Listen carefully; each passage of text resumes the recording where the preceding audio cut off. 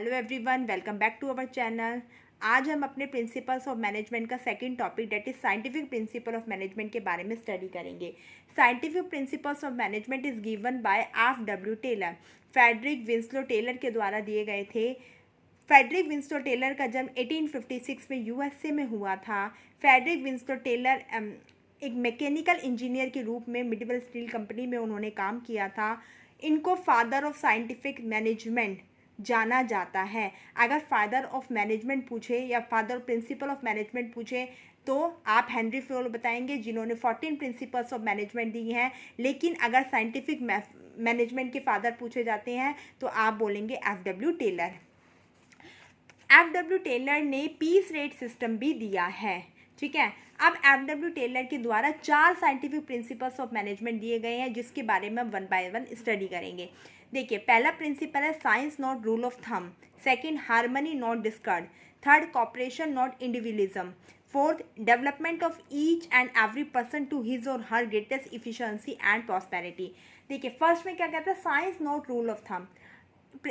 According to this principle, इस principle के according जो भी ऑर्गेनाइजेशन में जॉब परफॉर्म की जाती है वो साइंटिफिक इंक्वायरी पर बेस्ड होनी चाहिए, ना कि वो इंट्यूशन पर, एक्सपीरियंस पर और हिट और मिस मेथड पर बेस्ड हो। हमारे F.W. टेलर कहते हैं कि जो ऑर्गेनाइजेशन में मैनेजर्स के द्वारा, वर्कर्स के द्वारा, क्या कहते हैं, वो वर्कर्स के द्वारा जो भी जॉब की जाती है, जो भी जॉब करवाई जाती है, जो भी टास्क परफॉर्म करवाया जाता है, वो साइंटिफिक इंक्वायरी पर बेस्ड होना चाहिए, ना कि मैनेजर की अपनी इंट्यूशन पर, अपने हिट और मिस मेथड पर। उसे ये नहीं सोचिए कि मुझे ऐसा लगता है, नहीं, बल्कि जो साइंटिफिकली ठीक है, जो लॉजिकली ठीक है, उस पर बेस्ड होनी चाहिए। जो भी एम्प्लॉयज़ को टास्क परफॉर्म करने को दिया जाता है वो साइंटिफिकली बेस्ड होना चाहिए, ना कि इंट्यूशन पर बेस्ड होना चाहिए।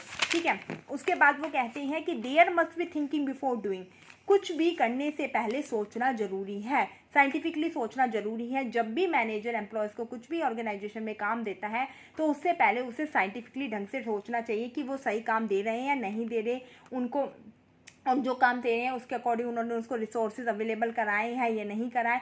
मतलब देयर मस्ट बी थिंकिंग, सोचना जरूरी है कोई भी काम करवाने से पहले या करने से पहले। Rule of thumb means, rule of thumb का मतलब होता है डिक्टेटरशिप। डिक्टेटरशिप का मतलब तानाशाही ऑफ मैनेजर।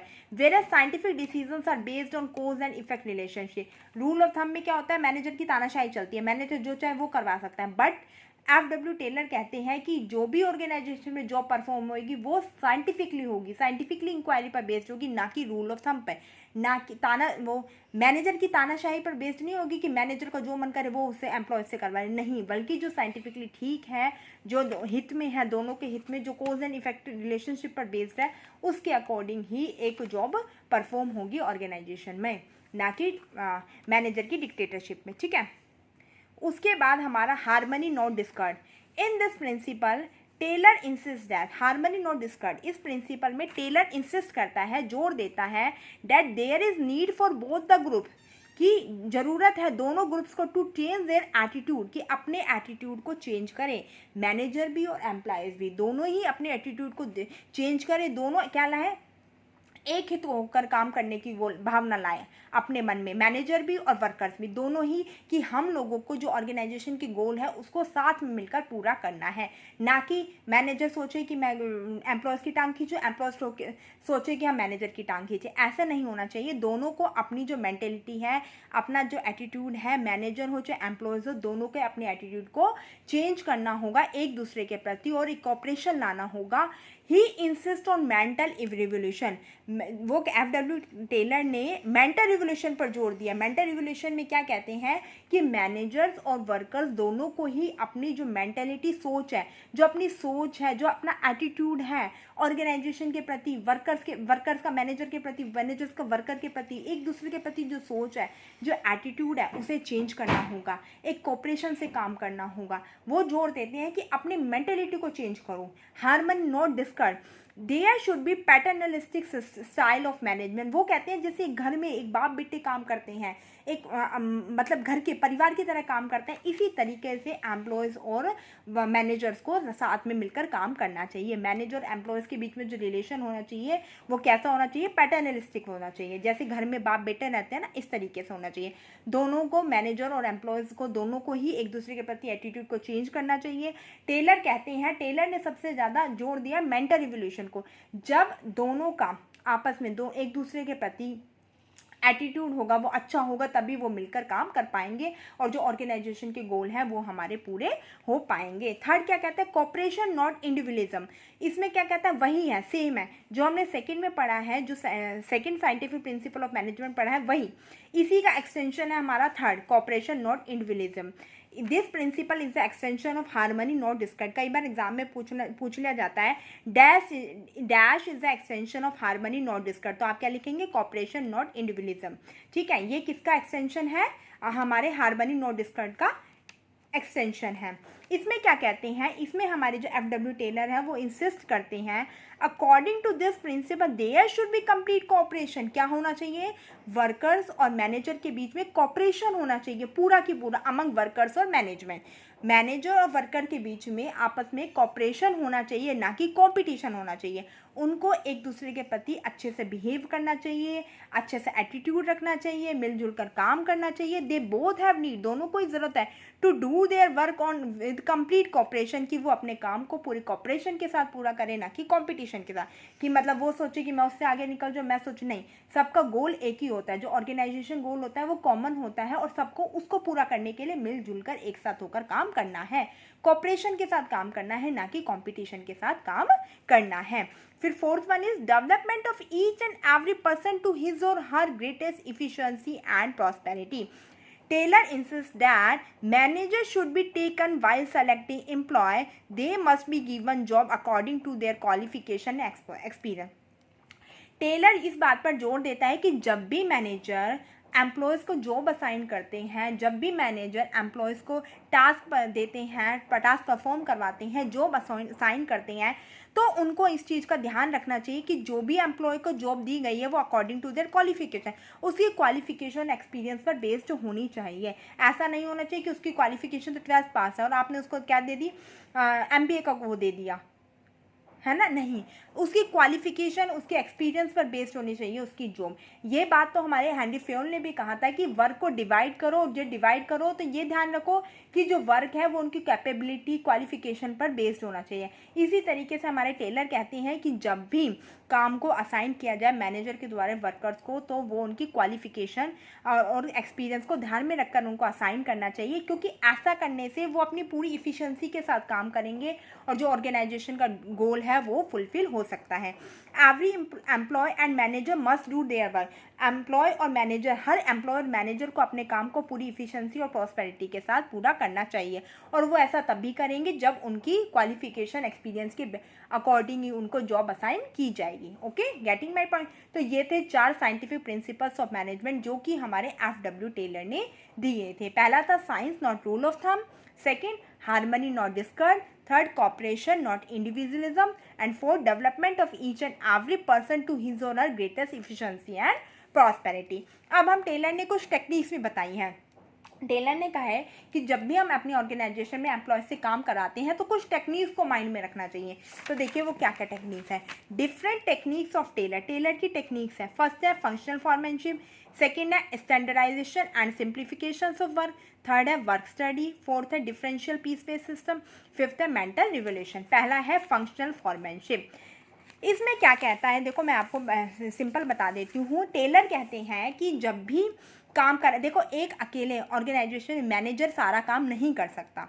एक मैनेजर के ऊपर अगर आप सारा काम छोड़ देते हो तो कभी भी मैनेजर सारा काम नहीं कर सकता। काम को पूरा करने के लिए फंक्शनल एक्सपर्ट की रिक्वायरमेंट होती है। तो हमारा टेलर कहते हैं कि हमें अपने ऑर्गेनाइजेशन में जो काम है उसे दो डिपार्टमेंट में बांट देना चाहिए, एक तो प्लानिंग डिपार्टमेंट पे, दूसरा प्रोडक्शन डिपार्टमेंट पे। फिर हर एक डिपार्टमेंट में, मतलब प्लानिंग डिपार्टमेंट में भी 4 फंक्शनल एक्सपर्ट होने चाहिए, प्रोडक्शन डिपार्टमेंट में 4 फंक्शनल एक्सपर्ट होने चाहिए। फिर ये जो फंक्शनल एक्सपर्ट है, इनका काम होता है अपने अकॉर्डिंग काम को कराना एम्प्लॉय से, ठीक है। तो देखिए फंक्शनल फॉरमैनशिप में क्या कहते हैं, ये टेक्निक है। इसमें क्या कहते हैं Taylor, in this technique Taylor suggested है, टेलर सजेस्ट करते हैं that the division of factory, कि जो हमारी फैक्ट्री है उनको 2 डिपार्टमेंट में हमें बांट देना चाहिए, डिवाइड कर देना चाहिए। पहला प्लानिंग डिपार्टमेंट, दूसरा production department. He insist of minimum and functional expert, वो किस पर इंसिस्ट करते हैं, कम से कम और कैसे एक्सपर्ट होने चाहिए, फंक्शनल एक्सपर्ट, जो अपने काम में एक्सपर्ट हों, ठीक है। तो उन्होंने क्या कहा कि फैक्ट्री मैनेजर है उसको 2 डिपार्टमेंट में बांट दिया हमारी फैक्ट्री को, एक तो प्लानिंग में और एक प्रोडक्शन में बांट दिया। फिर सब पर डिपार्टमेंट हमारे 4 क्या होने चाहिए, फंक्शनल एक्सपर्ट होने चाहिए। इसमें भी 4 होने चाहिए, इसमें भी 4 होने चाहिए। प्लानिंग में कौन कौन से आएंगे, route clerk, instruction card clerk, time and cost clerk, disciplinarian. और हमारे प्रोडक्शन इंचार्ज में कौन कौन से 4 फंक्शन एक्सपर्ट है, gang boss, speed boss, repair boss, inspector. Gang भागी, उनको रिपेयर किया किसने, इंस्पेक्टर ने। गैंग देख के भाग गई, उसको रिपेयर किया इंस्पेक्टर ने। कैसे याद करोगे, गैंग देख के भागी, उसको रिपेयर किया इंस्पेक्टर ने। इसमें 4 होते हैं, रूट क्लर्क इंस्ट्रक्शन देता है कि टाइम से चलो, डिसिप्लिन में रहो। जो रूट क्लर्क है वो इंस्ट्रक्शन देता है टाइम से चलो और डिसिप्लिन में रहो। ये हमारा प्लानिंग इंचार्ज होता है। देखो सबके अपने अपने अलग अलग काम होते हैं, सब अपने अपने कार्य में एक्सपर्ट होते हैं। ये क्या होते हैं, ये फंक्शनल एक्सपर्ट होते हैं जो काम करवाते हैं, ठीक है। सबसे पहले रूट क्लर्क का क्या काम होता है, रूट क्लर्क हमारा रिस्पॉन्सिबल होता है to fix up the sequence of steps for performing job. ये क्या करता है, जो स्टेप्स होते हैं एक जॉब को परफॉर्म करने के लिए, जो स्टेप्स होते हैं उनको सीक्वेंस में करने का काम करता है। उनको सीक्वेंस को क्या करता है, फिक्सअप करता है कि पहले कौन सा काम पहले होएगा, कौन सा काम बाद में होएगा। उनको स्टेप बाय स्टेप काम करवाना, वो किसका काम होता है, रूट क्लर्क का। कि जो भी जॉब परफॉर्म होनी है एक ऑर्गेनाइजेशन में, उसको स्टेप बाय स्टेप काम कराना, उसको सीक्वेंस में लगाना, उसका काम किसका काम होता है, रूट क्लर्क का। रूट क्लर्क रेस्पॉन्सिबल होते हैं काम को सीक्वेंस में करवाने के लिए, स्टेप बाय स्टेप करवाने के लिए, जॉब को स्टेप बाय स्टेप परफॉर्म कराने के लिए। फिर होते हैं instruction card clerk. Instruction card clerk का क्या काम होता है, it works to give general instruction. इनका काम होता है जनरल इंस्ट्रक्शन देना, to carry on the job in a systematic manner. इनका काम होता है जनरल इंस्ट्रक्शन देना, किसको देना, जो एम्प्लॉयज़ हैं उनको जनरल इंस्ट्रक्शन देना, ताकि जॉब है वो सिस्टमेटिक मैनर में पूरी हो सके। ये फंक्शन एक्सपर्ट होते हैं, इंस्ट्रक्शन कार्ड क्लर्क ये भी एक्सपर्ट होते हैं। इनका काम होता है जो हमारे एम्प्लॉयज़ होते हैं उनको इंस्ट्रक्शन देना कि काम को किस तरीके से करना है। इनका क्या काम होता है, इनको काम होता है कि काम को स्टेप बाय स्टेप करवाना। इनका काम होता है इंस्ट्रक्शन देना कि काम को किस तरीके से कराना है। टाइम एंड कॉस्ट क्लर्क का क्या काम होता है, responsible to fix up the time for starting and. इनका काम होता है कि जो भी जॉब है जो पूरी करनी है उसका एक स्टार्टिंग और एंडिंग टाइम फिक्स कर देना कि ये जॉब तब शुरू होएगी, तब इसका पूरा कंप्लीशन पीरियड होएगा। And maintain cost sheet answer, और कितनी कॉस्ट आएगी वो सब क्या करना, मेंटेन करके रखना। वो हमारा टाइम एंड कॉस्ट क्लर्क का काम होता है कि कोई जॉब कब शुरू होगी, कब उसको कंप्लीट करना है, क्या कॉस्ट आनी है, उन सबको मेंटेन करके चलने का काम किसका होता है, टाइम एंड कॉस्ट क्लर्क का होता है। फिर डिसिप्लिनियन का क्या काम होता है, responsible for performing of job in orderly and systematic manner. ये रिस्पॉन्सिबल होते हैं कि जॉब हमारी जो परफॉर्म हुई है वो सिस्टमेटिक मैनर में हुई है या नहीं हुई, ऑर्डर के अकॉर्डिंग हुई है या नहीं हुई। ये डिसिप्लिनियन का काम होता है कि जो हमारी जॉब हमारी ऑर्गेनाइजेशन में जो एम्प्लॉय से जॉब परफॉर्म करवाया गया है, जो टास्क परफॉर्म कराया गया है वो ऑर्डरली और सिस्टमेटिक मैनर में हुआ है या नहीं हुआ, उसको देखना, ठीक है। फिर हमारा सेकेंड डिपार्टमेंट आता है प्रोडक्शन डिपार्टमेंट। प्रोडक्शन डिपार्टमेंट में हमारे 4 फंक्शनल एक्सपर्ट आते हैं। पहले गैंग बॉस आता है, फिर स्पीड बॉस, फिर repair boss and then inspector. Gang boss का क्या काम होता है, रिसोर्सेज को अरेंज करवाना, अवेलेबल कराना।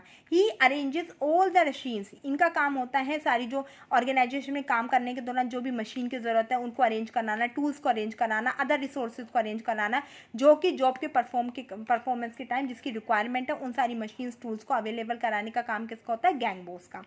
फिर स्पीड बॉस का काम होता है कि ये एश्योर करना कि जो हमारी जॉब है वो टाइम पर पूरी हुई है नहीं हुई है। टाइम एंड कॉस्ट क्लर्क तो क्या करता है, ये निश्चित करता है कि जॉब कब स्टार्ट होगी, कब एंड होगी, कितनी कॉस्ट आएगी। पर स्पीड पोस्ट का काम ये होता है कि जो स्टैंडर्ड टाइम्स के लिए फिक्स किया गया था उस टाइम पर हुई है या नहीं हुई, एश्योर करना कि जो हमारी जॉब है वो टाइमली पूरी हुई है या नहीं। फिर रिपेयर बॉस का काम होता है कि जो हमारे गैंग बॉस तो हमारे टूल्स मशीन सबको अवेलेबल कराएगा, बट अरेंज कराएगा, बट रिपेयर बॉस देखेगा कि जो हमारे टूल्स हैं, मशीन्स हैं, वो वर्किंग कंडीशन में है या नहीं है। Assure that machines and tools are kept in working condition, क्या वो वर्किंग कंडीशन में रखे गए हैं या नहीं रखे गए। और गैंग बॉस देखेगा, वो अरेंज करेगा जिन जिन रिसोर्सेज की, जिन जिन टूल्स की, जिन मशीनरीज की ज़रूरत होती है जॉब का परफॉर्म करने में, ठीक है। फिर इंस्पेक्टर क्या देखा कि जो आउटपुट निकल के आता है, जो हमने अपनी जॉब कर परफॉर्म की थी उसके दौरान जो आउटपुट निकल के आता है उसको एश्योर करना, उसकी क्वालिटी को एश्योर करने का काम किसका होता है, इंस्पेक्टर का होता है। फिर हमारी सेकेंड टेक्निक होती है standardisation and simplification of work. Standardisation refers to the process of setting standard for every business activity. Standardisation का मतलब क्या होता है कि स्टैंडर्ड्स को सेट करना, हर बिजनेस एक्टिविटी में स्टैंडर्ड्स को सेट करना। जैसे कि आपको पता है कि एप्पल वो आईफोन कंपनी है, उसने अपने स्टैंडर्ड सेट कर रखे हैं, चाहे वो आप एमपी से ले लो, चाहे हरियाणा से ले लो, चाहे यूपी से लो, कहीं भी ले लो, सब में फीचर्स से वो सेम मिलेंगे। ये तो नहीं है कि हरियाणा से जो आईफोन 15 हमने खरीदा है वो यूपी के आईफोन 15 से अलग होगा, नहीं, क्योंकि सबसे पहले हमारी आईफोन कंपनियां उन्होंने स्टैंडर्ड फिक्स कर रखे हैं कि जो आईफोन के अंदर ये फीचर्स होंगे, उन फीचर्स को ध्यान में रखते हुए वो आईफोन बने हैं। तो आईफोन अब क्या होंगे, सेम होंगे, उनका एक स्टैंडर्ड सेट कर रखा है, उन स्टैंडर्ड के अकॉर्डिंग ही वो बनाए गए हैं। तो स्टैंडर्डाइजेशन का मतलब क्या होता है कि एक स्टैंडर्ड को सेट कर देना है बिजनेस एक्टिविटी के अंदर। सिंप्लीफिकेशन का क्या होता है, simplification aims at eliminating unnecessary diversity of product, it help in saving of cost of labour. जो सिंप्लीफिकेशन होता है, मान लो मान लो एक डोसा बनाने वाली शॉप है, वो 90 टाइप्स के डोसा बनाती है, बट उसके ना 5 टाइप्स के डोसा है ना वो ही फेमस है, 85 टाइप्स के है ना कोई नहीं लेता, पर वो बैटर डेली बना के रखती है, तो उसका क्या होता है, वेस्टेज जाता है। तो एक दिन उसने सोचा कि अपने जो काम है ना उसको सिंप्लीफाइड किया जाए। 95 जो उसने 90 वैरायटीज़ रखी हैं जिसमें से 85 उसकी सेल ही नहीं हो रही, 5 सेल हो रही है, तो उसने काम को सिंप्लीफाई करने का सोचा। तो सिंप्लीफिकेशन के दौरान उसने क्या किया, जो उसका अननेसेसरी डोसे थे, जो उसके बिक नहीं रहे, तो उसको क्या कर दिया, उसने बाहर कर दिया। अब उसका काम क्या होगा, ईजी हो गया, 5 तरह के डोसे बना रही है, कॉस्टिंग भी कम आ रही है और दुकान है वो उतनी की उतनी चल रही है। तो सिंप्लीफिकेशन एम्स एट एलिमिनेटिंग मतलब बाहर कर देना अननेसेसरी डाइवर्सिटी ऑफ प्रोडक्ट, जो प्रोडक्ट में डाइवर्सिटी है उसको बाहर कर देना, जो अननेसेसरी है, जिसकी कोई ज़रूरत नहीं है। इट जिससे क्या होगा, कॉस्ट भी बच जाएगी, लेबर मशीन टूल्स की कॉस्ट बच जाएगी, और हमारा जो काम जो एज इट इज़ चल रहा था वो चलता रहेगा और बर्डन है वो कम हो जाएगा, ठीक है। अब हमारे 90 डोसे थे, दुकान थी, 85 बन ही नहीं रहे थे और उसकी कॉस्टिंग आ रही थी, डेली उसका बैटर तैयार करना, लोग ले नहीं रहे थे। तो अब जब बैटर हमें तैयार नहीं करा तो हमारी कॉस्टिंग बच गई और हमारा टाइम है वो भी बच गया, और हमारे जो डोसे की दुकान शॉप है वो एज इट इज़ चल रही है, जो हमें प्रॉफिट मिल रहा था वो एज इट इज़, बल्कि हमारा प्रॉफिट बढ़ गया। जो हमारा कॉस्टिंग उसमें जा रही थी वो कॉस्टिंग हमने जो हमारे 5 टाइप के डोसे बन रहे हैं उसमें लगा दी, है ना। तो सिंप्लीफिकेशन मतलब काम को आसान कर देना, इजी कर देना, और जो अननेसेसरी एक्टिविटीज़ है उनको बाहर निकाल देना। स्टैंडर्डाइजेशन का मतलब होता है एक स्टैंडर्ड सेट कर देना कि हमें इस स्टैंडर्ड के अकॉर्डिंग अपने काम को करना है, एक पर्टिकुलर स्टैंडर्ड सेट कर देना। उसके बाद होता है वर्क स्टडी। वर्क स्टडी के अंदर 4 स्टडी आती है, पहली fatigue study, second method study, third time study, fourth motion study. Fatigue study क्या कहती है, फटीग स्टडी को कंडक्ट किया गया है ये देखने के लिए कि मैनेजर को ये ध्यान रखना चाहिए, क्योंकि हमारा एफडब्ल्यू टेलर कहता है कि काम को साइंटिफिकली इंक्वायरी पर करो, साइंटिफिकली बेस्ड होना चाहिए, ना कि इंट्यूशन पर बेस्ड होना चाहिए। तो उसको ध्यान में रखते हुए उन्होंने ये 4 स्टडी रखी हैं। फटीग स्टडी में ये कहते हैं कि एक मैनेजर को एम्प्लॉयज़ से काम करवाते वक्त उनको क्या देना चाहिए, रेस्ट भी देना चाहिए, क्योंकि एम्प्लॉयज़ है काम करते करते थक जाते हैं तो उनको रेस्ट देना चाहिए। अब रेस्ट कब देना चाहिए ये ढूंढने के लिए उन्होंने क्या किया, फटीग स्टडी करी, जिसके अंदर वो 3 चीज़ों का पता लगाएंगे, क्या कि रेस्ट इंटरवल की फ्रीक्वेंसी क्या होनी चाहिए, क्या ड्यूरेशन होना चाहिए, क्या नंबर ऑफ रेस्ट इंटरवल होना चाहिए, मतलब कितनी कब उन्हें क्या देना चाहिए, रेस्ट इंटरवल देना चाहिए, कितनी देर का उन्हें रेस्ट देना चाहिए और कितनी बार देना चाहिए।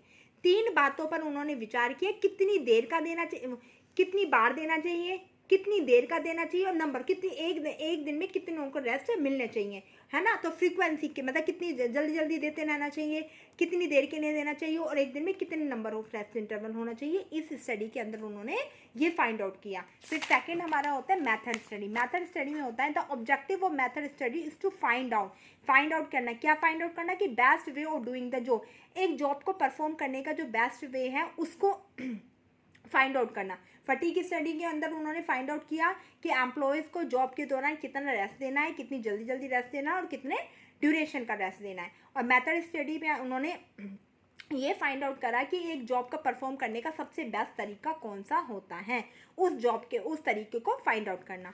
It has to minimise the cost, जिससे हमारी कॉस्ट है वो मिनिमाइज हो जाएगी, और जो हमारे रिसोर्सेज का यूज़ है वो क्या हो जाएगा, मैक्सिमाइज हो जाएगा। फिर है टाइम स्टडी।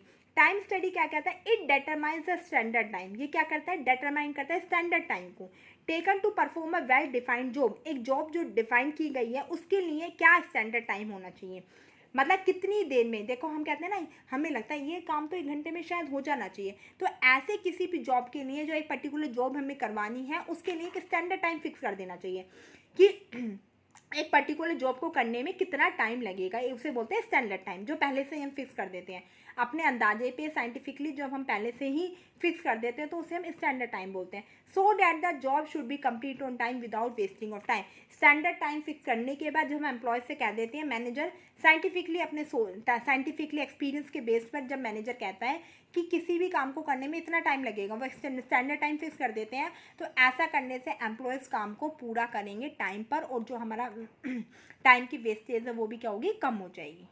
टाइम वेस्टेज कम हो जाएगी, और टाइम वो काम है वो हमारा टाइम पर पूरा होगा, ठीक है, स्टैंडर्ड टाइम को डिटरमाइन करने से।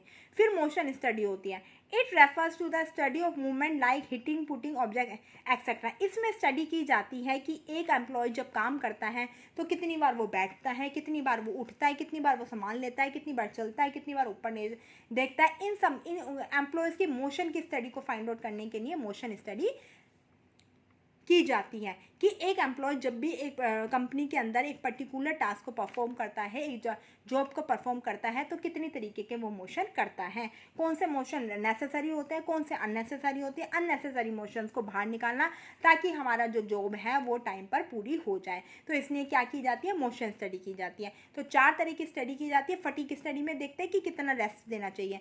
वर्क स्टडी में ये देखते हैं कि कौन सा बेस्ट वे है एम्प्लॉय से काम कराने का, कौन सा बेस्ट मेथड है, ठीक है। फिर उसके बाद टाइम स्टडी में एक स्टैंडर्ड टाइम फिक्स कर दिया जाता है कि किसी भी जॉब को परफॉर्म करने के लिए ये आपके पास टाइम है, इस टाइम में आपको अपनी जॉब को पूरा करना है। ऐसा करने से टाइम की वेस्टेज को रोका जा सकता है। और उसके बाद मोशन स्टडी में ये देखा जाता है कि एक एम्प्लॉय जॉब को परफॉर्म करता है तो कितने मोशन करता है, कौन से नेसेसरी होते हैं, कौन से अननेसेसरी होते हैं। अननेसेसरी मोशन को बाहर निकालना, नेसेसरी मोशन को ध्यान में रखना, उसके अकॉर्डिंग टास्क को पूरा करना, ठीक है, जिससे हमारे ऑर्गेनाइजेशन के गोल हैं वो टाइम पर कंप्लीट हो जाएंगे।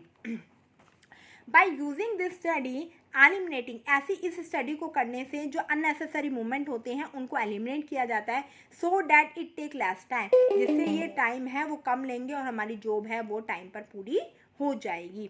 उसके बाद फोर्थ हमारी टेक्निक है डिफरेंशियल पीस वेस्ट सिस्टम। इसमें कहता है, इसमें टेलर इंसिस्ट करते हैं कि एम्प्लॉयज़ को उनकी इफ़िशेंसी के अकॉर्डिंग ही उन्हें वेजेस देना चाहिए। ये नहीं है कि आप सबको बराबर वेजेस देने हैं, इफ़िशिएंट वर्कर को भी आप उतनी वेजेस दे रहे हैं और इनइफिशिएंट वर्कर को भी आप उतनी वेजेस दे रहे हैं, नहीं। जितना जो एम्प्लॉय काम कर रहा है, जितनी यूनिट ऑफ प्रोडक्शन वो कर रहा है एम्प्लॉय, जितना वो इफ़िशेंसी से काम कर रहा है उसी के अकॉर्डिंग उसे क्या देना चाहिए, वेजेस देनी चाहिए। Paying to the worker, workers को पे करना चाहिए according to their work efficiency, जितनी वो कुशलता से, जितनी वो मेहनत के साथ काम कर रहा है, जितनी कुशलता के साथ काम कर रहा है उसी के अकॉर्डिंग वर्कर्स को पे करना चाहिए। The workers can be, workers को 2 कैटेगरी में डिवाइड किया गया है, एक इफिशिएंट वर्कर होता है, inefficient worker. Extra wages paid to efficient worker, जो एक्स्ट्रा वेजेस हैं वो इफिशिएंट वर्कर को पे करना चाहिए। ऐसा करने से वर्कर्स मोटिवेट हो जाएंगे और इनइफिशिएंट वर्कर हैं वो भी उनसे मोटिवेट होंगे और वो भी अपने काम को अच्छे से करेंगे। एक इफिशिएंट वर्कर है उसको आप 500 रुपये दे रहे हो पर डे, इनइफिशिएंट वर्कर को 200 रुपये दे रहे हो। अब इनइफिशिएंट वर्कर को लगेगा कि इसको 500 क्यों मिल रहे हैं, फिर ऐसा उसको बताया जाएगा कि उसने अपना काम पूरी इफिशिएंसी से करा है, इतना प्रोडक्शन करा है, तो इनएफिशिएंट वर्कर को लगेगा कि मैं भी कर सकता हूँ, मैं भी करूँगा, कल से मुझे भी 500 रुपये लेने हैं, मुझे भी 500 रुपये मिलेंगे, तो वो अपना काम, वो उस चीज़ से मोटिवेट होगा, वो अपना काम अच्छे से करेगा। तो वे टेलर इंसिस्ट करते हैं कि हमेशा पीस रेट सिस्टम रखना चाहिए। जो एम्प्लॉय जितनी इफिशिएंसी के साथ काम करता है उसे उसी के अकॉर्डिंग पे करना चाहिए। फिर है मेंटल रिवोल्यूशन। मेंटल रिवोल्यूशन क्या होता है? This study have to change the attitude of worker and management towards each other.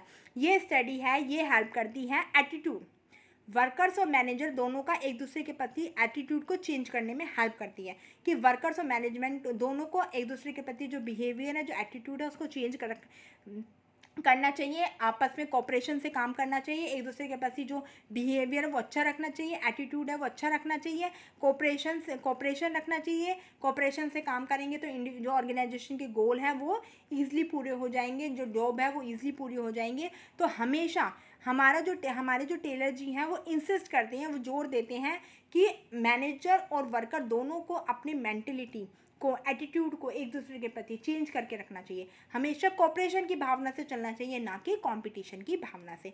ये थी हमारी टेक्निक जो कि हमारी टेलर ने दी है, ठीक है, साइंटिफिक टेक्निक। तो आज हम इतना ही पढ़ेंगे। Thank you, have a nice day.